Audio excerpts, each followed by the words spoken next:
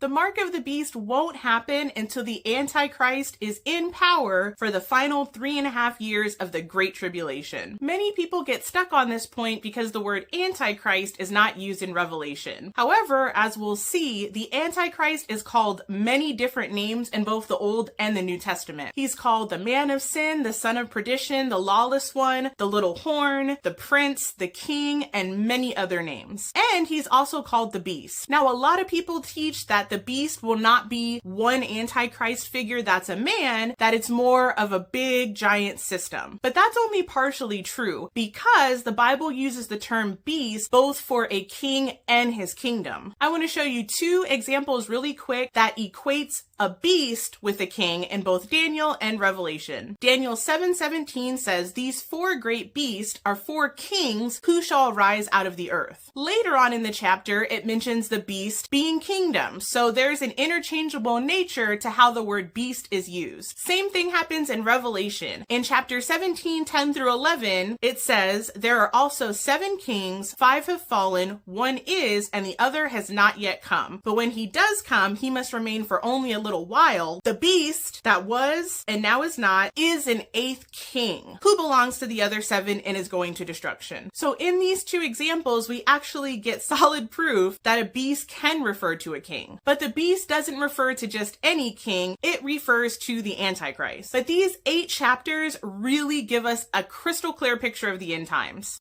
And there's a certain man that shows up over and over, and he's described in the same way throughout these chapters. This man, the Antichrist, is specifically connected with an act called the Abomination of Desolation, and Matthew 24 tells us to look at Daniel in order to understand it. The Antichrist will stop sacrifices and set up some kind of image or idol and demand that people worship him. 2 Thessalonians 2 gives us more information when it says that the Antichrist will sit in the temple and declare that he's God. And then in Revelation chapter 13, we see the false prophet and the beast doing the same thing. Basically, the Antichrist has the image of the beast. He's requiring people to worship him. And throughout all of those chapters, we hear that he's constantly blaspheming God and saying boastful words. Now, there's even more because there's other characters in history that people would say fulfill those requirements. But this one that I'm about to tell you has never happened in history. The Antichrist will basically have demonic signs, wonders, and miracles surrounding him. In 2 Thessalonians 2, it basically talks about how he is operating under all of the satanic deception of the devil himself. In Revelation 13, it talks about how the false prophet is calling down fire from heaven. This demonically charged image basically has the power to breathe and speak and require the death of anyone who won't worship him. This is on another level. And all of these things will be happening at the time of the mark of the beast. And the mark of the beast will not be separated from the worship of the Antichrist. In the book of Daniel and Revelation, we also get a very specific time period. The Antichrist only has authority to rule and reign at this capacity for 3.5 years or 42 months. It's not this 100-year,